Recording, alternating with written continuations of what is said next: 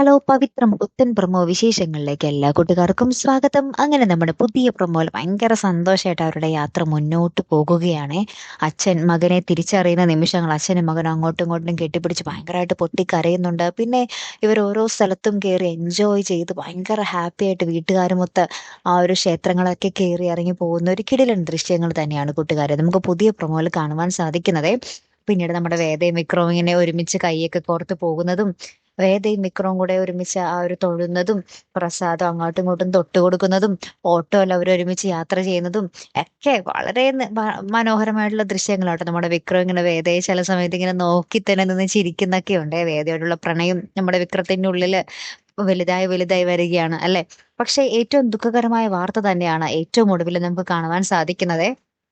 എല്ലാം ഹാപ്പിയായി എല്ലാം മംഗളമായിട്ട് വന്നപ്പോൾ ദാ അച്ഛൻ നമ്മളെയൊക്കെ വിട്ടു പോകുന്ന ഒരു ദൃശ്യങ്ങളാണ് ഏറ്റവും ഒടുവിൽ കാണുവാൻ സാധിച്ചത്. അതായത് അച്ഛൻ ശയന പ്രദക്ഷിണം ചെയ്യുന്നുണ്ട്.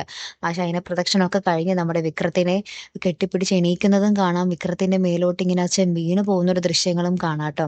അപ്പൊ അച്ഛൻ ഇങ്ങനെ എന്തോ അപകടം പറ്റി എല്ലാവരും കൂടെ അച്ഛനെ ഹോസ്പിറ്റലിലേക്ക് എത്തിക്കുന്നുണ്ട്. ഇനി എന്തായിരിക്കും അച്ഛന്റെ വിധി?